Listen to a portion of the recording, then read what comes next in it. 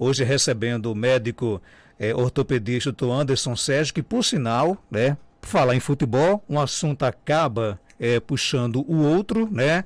No quadro check-up no rádio de hoje, o Dr. Anderson Sérgio, ele vai falar sobre um assunto que tem tudo a ver com essa questão de futebol, de atividade física, né? Nós vamos falar justamente sobre dores durante os exercícios físicos e quais os males da prática de atividade física exagerada. Dr. Anderson Sérgio, seja bem-vindo aqui ao nosso Panorama 95. Bom dia. Bom dia, Marcos. Bom dia, Geraldinho. Bom dia a todos os ouvintes que estão nos acompanhando, né, em mais um dia aqui. Fico muito feliz de estar aqui mais uma vez, a gente poder conversar e poder levar um pouco de informação para todo mundo. Em relação à questão das dores, eu achei bacana, foi até você que sugeriu, Marcos. Acho que pelo seu histórico recente, né, na atividade no ciclismo, por vezes eu cheguei aqui, Marcos, antes eu estou todo dolorido, pelo amor de Deus, o que é que eu faço? O Pará, né? É justamente assim, tem uma coisa, tem alguns pontos que eu acho importante a gente levantar. Um é que com esse retorno, né, cada vez, graças a Deus, as coisas melhorando na questão do Covid, as pessoas estão se sentindo um pouco mais seguras e confiantes para o retorno às atividades físicas, né? Principalmente o paciente mais idoso. Então, tem que ter um certo cuidado nessa questão, não só o paciente que teve Covid, como o paciente que não teve Covid e estava sem fazer atividade física regular. Então, esse retorno, ele tem que ser, primeiro, fazer uma avaliação cardiológica, ver se está tudo certo, né? A gente sabe, a gente está aprendendo com a doença, mas a gente sabe que o Covid ele pode trazer algumas sequelas respiratórias, algumas sequelas cardíacas, então é bom avaliar, mesmo que tenha sido um caso leve, que não tenha necessidade de internação, é importante fazer uma avaliação pré-participação de qualquer atividade física.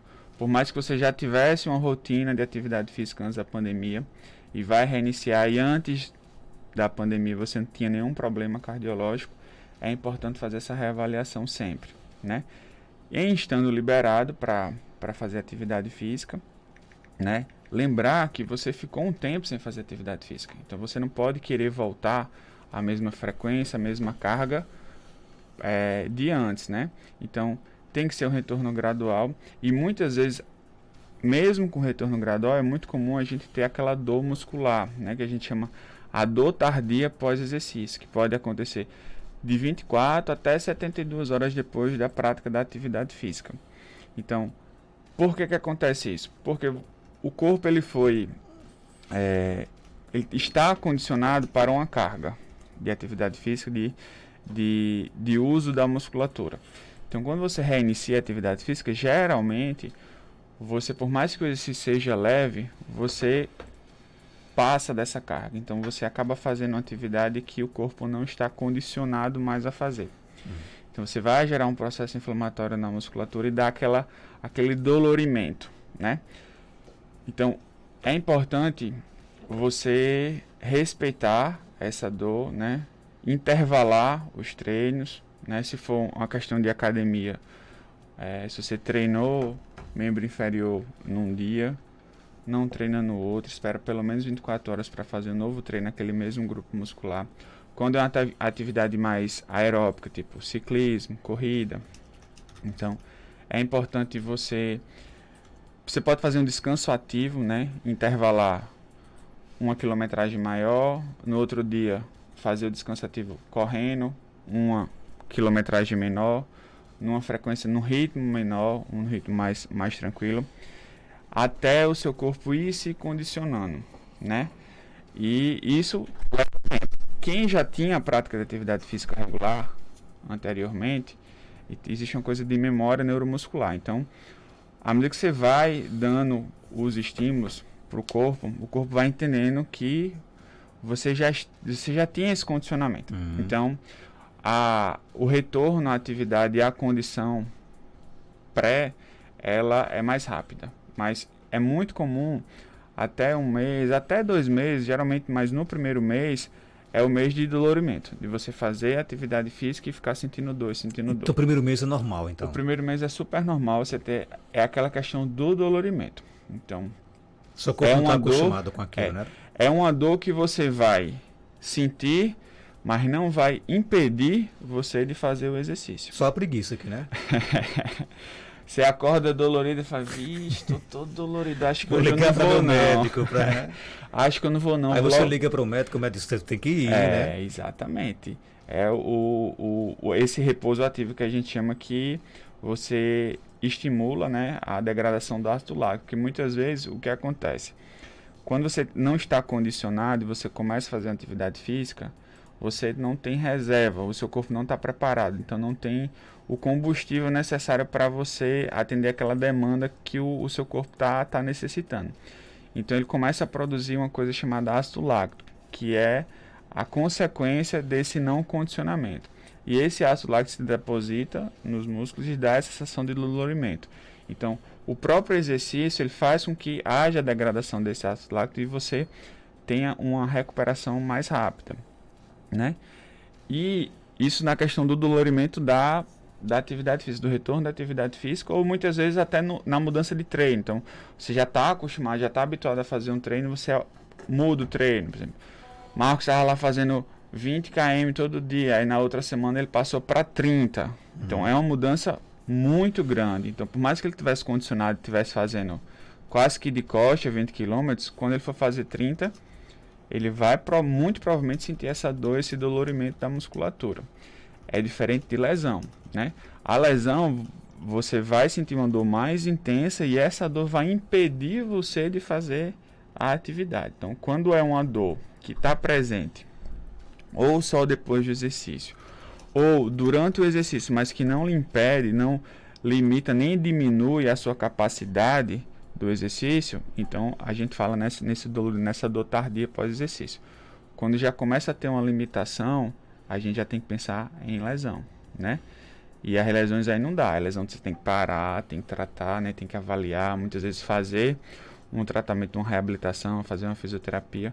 Por isso que é importante a gente relembrar as questões de os cuidados que a gente tem que ter pré-treino, né? Então, fazer um aquecimento adequado, manter uma hidratação adequada, né? Uma alimentação adequada. O sono é importantíssimo para ser reparador nessa coisa. E você precisa realmente ter um sono bom para descansar e diminuir esse risco de dor pós-exercício.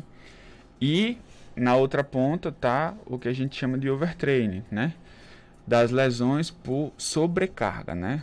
Aquele cara que quer, muitas vezes fica se testando, né? Testando seus limites, não, quero mais, eu quero mais, eu quero mais, eu quero mais, e assim, o nosso corpo não é uma máquina, chega uma hora que ele falha. E antes de ele falhar, ele vai dando sinais que está falhando. Então, vai sentindo dor que você antes não sentia, vai ficando cada vez mais difícil fazer uma coisa que você fazia com mais facilidade.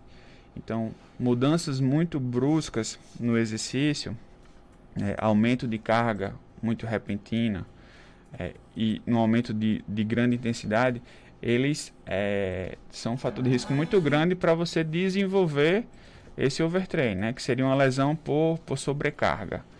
Então, é importante ficar atento a isso para que não chegue a esse ponto. A atividade física a gente sempre bate aqui que ela é o fator principal, tanto na prevenção como no tratamento das dores, como tudo, né, as dores articulares.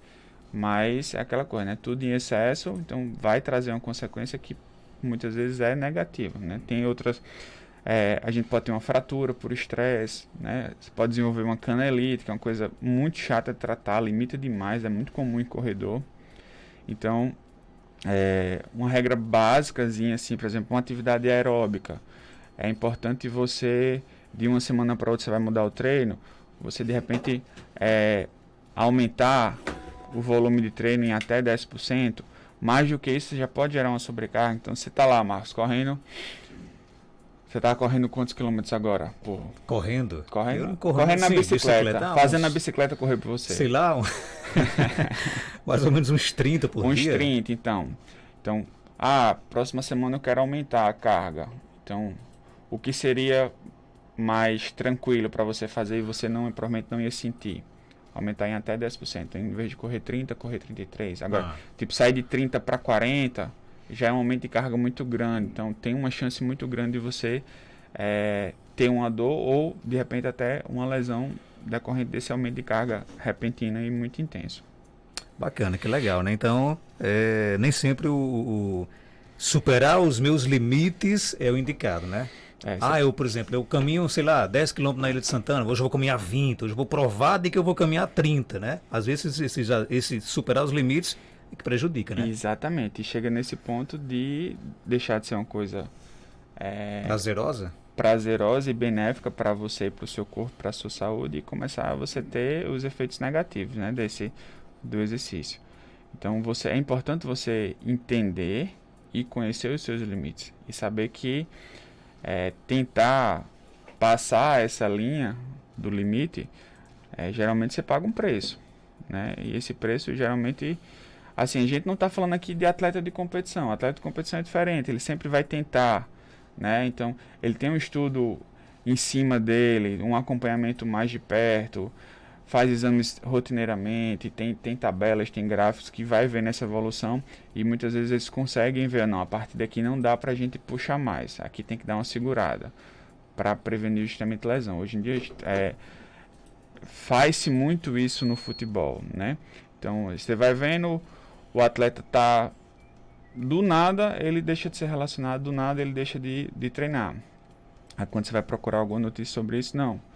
É para recuperação, porque estava num grau de fadiga muscular muito grande, a carga de treino estava muito grande, então tem que parar para descansar, né? Então esse descanso ele é essencial. Esse descanso ele é essencial, né? Mas não é um descanso de ficar em casa deitado, né? Então é um descanso de trabalhar muito flexibilidade, trabalhar muito força, trabalhar musculatura em relação à questão de musculação, né? Então, isso vai preparar o corpo para a atividade dele habitual. Então, a gente está falando de atletas que ganham 300, 500, 1 milhão de reais por mês, né? Então, assim, um atleta desse sofrer uma lesão e ficar 2, 3 meses fora, né? Tirando a questão técnica, né, que vai repercutir no time, tem a questão financeira em si. Então, o investimento que se faz, de longe compensa para você impedir e prevenir essas lesões musculares nos atletas. Ok, né? Tem pergunta aqui chegando aqui no nosso WhatsApp. Doutor Anderson, excelente médico, né? Gostaria de saber sobre dormência nas mãos, além de circulação, o que poderia ser e qual médico procurar? Então, dormência nas mãos, além da causa vascular, ela falou, né?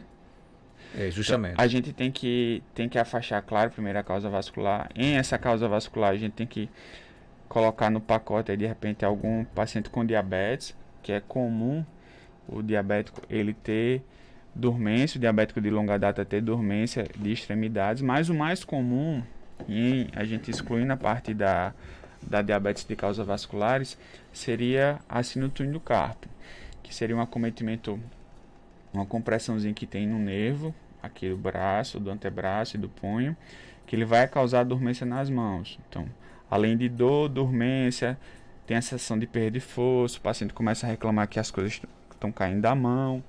Então, o médico para avaliar e fazer esse tratamento seria realmente o ortopedista. Por falar em túnel do carpo, a nossa ouvinte Elisete conta que tem a doença do túnel do carpo, né? Fez um tratamento, melhorou um pouco, não teve como voltar para o retorno porque pegou Covid e, segundo ela, esse problema incomoda bastante, principalmente à noite. E aí? Isso, é bem característico da síndrome do túnel do carpo, além dessa dormência, que é muito presente na queixa do paciente, é a dor. E a dor ela é preferencialmente noturna. O tratamento da síndrome do túnel do carpo, ele geralmente é cirúrgico, né? Então, para ter uma resposta boa, geralmente tratamento cirúrgico. A gente sempre tenta tratar de forma conservadora, algumas medicações que a gente usa para diminuir esse processo inflamatório do nervo, melhorar a questão de função, fazer fisioterapia. Muitas vezes não resolve. Quando não resolve, aí só cirurgia. É uma cirurgia relativamente simples, mas que é o tratamento de escolha, muitas vezes, para o paciente realmente melhorar. Tem uma pergunta aqui da nossa ouvinte, ela diz que quando caminha, sente as dores durante a caminhada, porém depois as dores passam rapidamente. Ela quer saber se isso é normal. É normal. É normal sim, aquela coisa que eu falei. Então você pode ter uma dor durante o exercício, mas que essa dor ela não limita você de fazer a atividade física. Tem que ver se realmente é uma dor muscular ou uma dor articular. É muito comum você ter um pouquinho de dor articular também. Você começa a andar, começa a fazer uma caminhada, então sente um pouquinho de incômodo, dor no tornozelo, no joelho, mas à medida que vai andando, vai, entre aspas, esquentando, essa dor ela passa. Então tem que fazer, continuar fazendo, e ela só se mantém bem porque ela está fazendo. Se ela parar, ela vai começar a sentir essa dor no repouso. Então é importante mais que ela continue. Não vejo problema nenhum, não.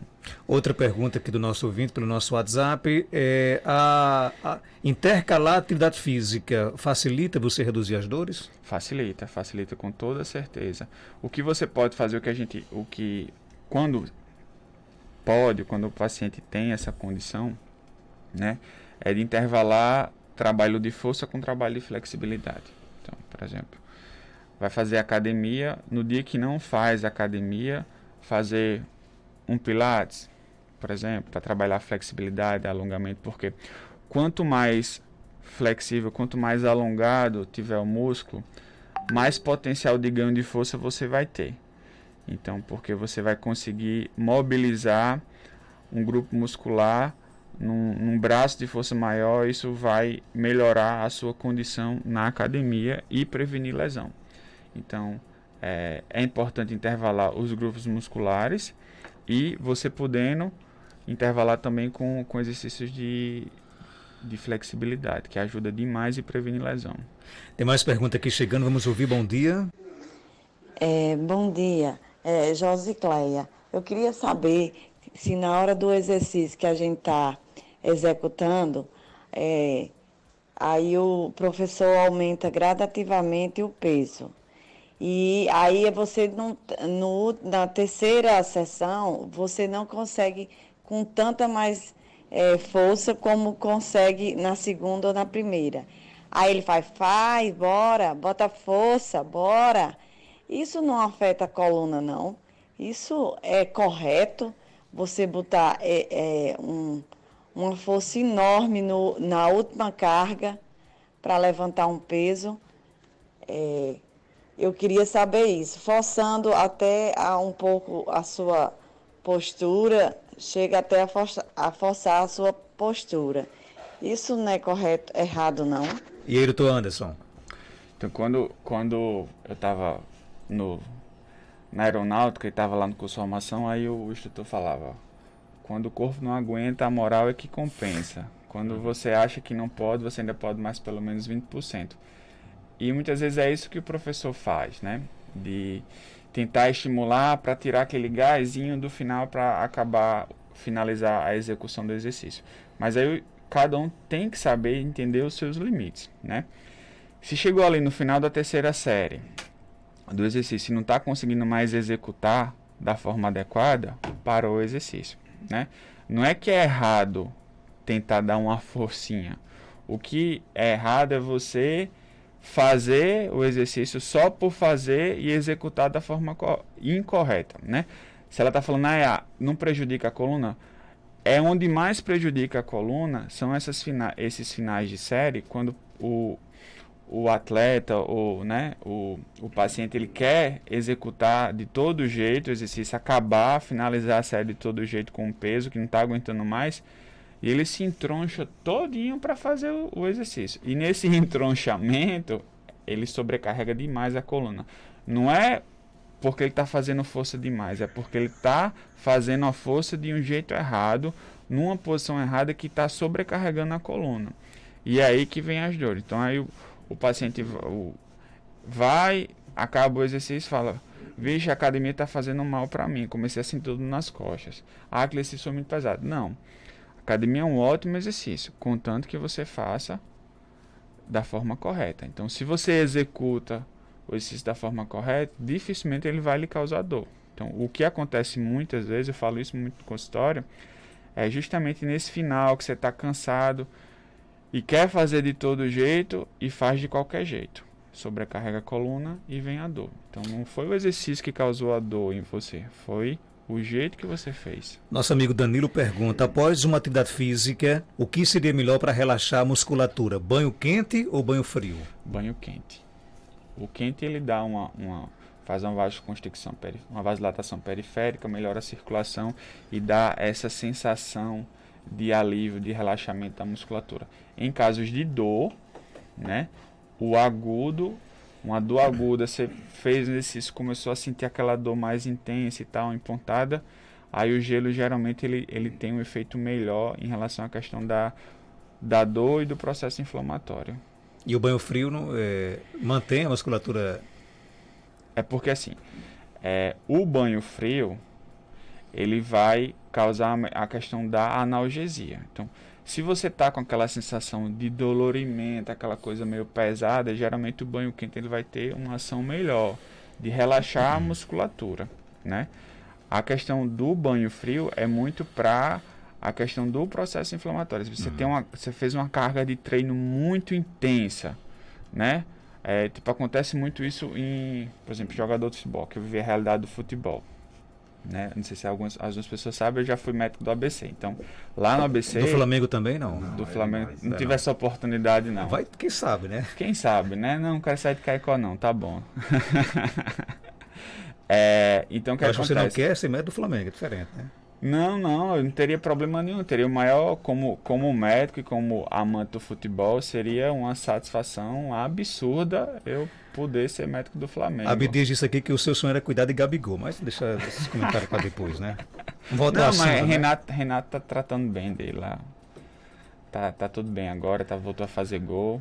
Não tá fazendo só mais gol de pênalti, tá fazendo gol com a bola rolando, então tá tudo bem.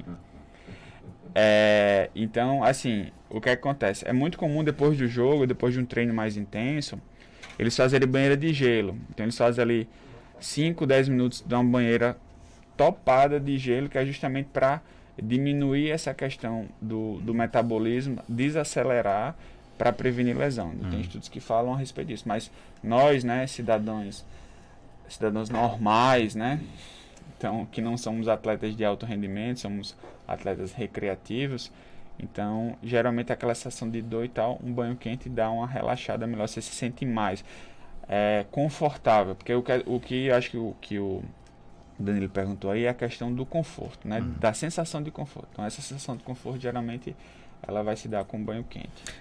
Outra pergunta, pode parar durante a caminhada para fazer alongamento? Não, geralmente o que a gente orienta, isso ainda é uma controvérsia, mas assim, já foi bem mais. Hoje o que a gente orienta é fazer um aquecimento pré-atividade e um alongamento pós-atividade. Então, não precisa você parar para fazer o alongamento e depois continuar a caminhada. Você deixa para fazer o alongamento ao final do exercício. Então, eu vou caminhar 50 minutos, pronto. Dá uma aquecida. Na verdade, a caminhada, o início da caminhada já é o aquecimento. O que você pode fazer é ir fazendo a caminhada num ritmo mais lento e depois acelerar. Então, essa caminhada de início mais lento seria o aquecimento. E no final dos 50 minutos, você para e faz os alongamentos. Pergunte ao profissional sobre alongamento, né? É melhor, já acabou de falar, é melhor fazer antes ou depois dos exercícios? Em alguns, a caminhada você já deixou claro de que não há necessidade de fazer alongamento inicial, né? De uma forma geral, tanto o aquecimento pré, ele previne lesão. E esse alongamento pós, ele também previne. Então, mas, por exemplo, na academia, de repente, é importante você pode até fazer um alongamento antes do treino, mas não do grupo muscular que você vai trabalhar. Então, você vai malhar braço, então você pode fazer um exercício de alongamento de flexibilidade de perna, ou então deixar para fazer o alongamento da parte de membro superior pós-treino, né? É uma coisa assim, difícil de você ver na academia, é o pessoal fazendo aquecimento, né? Então, você vai começar a fazer lá o supino. Então, ele já começa a fazer a série com o peso habitual dele. O ideal seria ele fazer um aquecimento. Então, pegar a barra, fazer uma série com a barra sem peso ou com um peso mínimo ali, para aquecer a musculatura, para só então dar a carga total habitual do treino. Agora, no caso aqui do nosso ouvinte George Cariri, que inclusive é ciclista, né? Antes de pegar a bike, pegar a estrada para fazer um pedal, enfim, é bom fazer um alongamento? Não vai ter benefício. Não vai Sério ter. mesmo? Não tem. Assim, os estudos falam que não tem esse benefício do alongamento pré-atividade. Mesmo que seja uma atividade aeróbica, né, que a caminhar, a corrida, o ciclismo, né? Agora aquela coisa, não vai atrapalhar, Marcos. Então assim, muitas vezes já é habitual, né? Já é cultural, você vê a pessoa antes de fazer aquela caminhada, tá lá parada fazendo os alongamentos, muitas vezes as praças têm né, o banner lá mostrando os alongamentos, não tem problema, não tem problema. Mas se a gente pudesse fazer essa combinação, melhor seria um aquecimento antes e o alongamento depois. Você não faz alongamento depois que para o ciclismo, faz? Não. Tá vendo? Você já chega um pouco de cansado já. Isso Vai fazer alongamento depois de um pedal? Isso previne. Aí é para quem é bombeiro que faz essas coisas aí, previne dor, isso previne lesão. Sim, esse alongamento pós. Então eu estou totalmente errado, né? Tá. Então o correto é você fazer o alongamento depois do pedal. Tá vendo aí? Esse alongamento depois ele vai ter um benefício maior do que esse alongamento antes. Porque fica o Major Araújo me ensinando essas coisas aí, tem que fazer depois do pedal, né? Inclusive o Luiz Henrique está lá em Natal nos assistindo aqui pelo Facebook. Luiz Henrique também é ciclista. Aliás, o programa aqui tem uma legião de ouvintes ciclistas, né? Eu vou fazer um parênteses. Acaba aí que eu vou fazer um parênteses. Ele perguntar justamente isso. Então, indicado para quem faz pedal, viu, Geraldinho? É fazer o aquecimento depois do pedal e não antes, né? Não, alongamento. Sim, alongamento, aliás. Você está querendo levar Geraldinho para a religião também? Do ciclismo, hein, Geraldinho? Vamos lá, né? Uma coisa importante, por exemplo, no ciclismo, então, está sendo uma coisa cada vez mais frequente, né? Graças a Deus, uma atividade física regular que traz um benefício absurdo, né, para quem pratica, é a questão do bike fit, né? Que cada vez é uma realidade mais frequente, ainda bem, né? Cada vez as pessoas estão se preocupando mais em fazer essa adaptação. Então, fazer um bike fit adequado, né? Ele é de suma importância para prevenir também lesão, porque você pode até achar que é besteira, mas a posição do guidão, a posição do selinho ali, ele é de suma importância para prevenir lesão. Exatamente. Então, você pode prevenir lesão de joelho, de ombro, de coluna, tudo isso só relacionado à posição de cada segmento da bicicleta. Então, mudou a bicicleta, não tem jeito, Faz o vai bike ter fit. que fazer outro bike fit, né? Trocando aqui em miúdos, o bike fit é ajustar a bicicleta ao seu corpo, né? Exatamente. É um programa, né, geralmente que tem. Você leva a sua bicicleta num profissional. Então, você está lá, ele ajusta para a sua altura, para o tipo de bicicleta que para o tipo de atividade que você vai fazer na bicicleta. Faz esses ajustes finos para justamente melhorar o seu rendimento e principalmente prevenir lesão. Legal, bacana, viu? Dr. Anderson Sérgio, ele é médico ortopedista, está na Clínica São José, na Rua Terezinha Leite, 1883, bairro Penedo, aqui em Caicó, viu? O telefone 99235-7256, 99992-2923. Dr. Anderson Sérgio, médico ortopedista da Clínica São José, aqui na cidade de Caicó. Nossa amiga Abdi está aqui dizendo o seguinte: diga, doutor Anderson, que vai cuidar de Rony para ver se ele volta a jogar alguma coisa. Quem é Rony? Eu não conheço o Rony. Eu nunca gostei de Rony, Abdias. Então, eu prefiro que Abel Braga ele bote Dudu, volte a fazer Dudu jogar, volte a Veron fazer jogar, né? Que a gente consiga trazer, bote William Bigode de centroavante, que a gente tem muito mais chance de chegar em algum lugar esse ano, né? As duras penas, a gente vai vamos buscar esse bi da Libertadores aí. Obrigado, doutor Anderson. Valeu, abração aí para todos. Valeu, conversamos aqui no nosso programa com o doutor Anderson Sérgio, médico ortopedista, né? Um grande médico, só tem um defeito.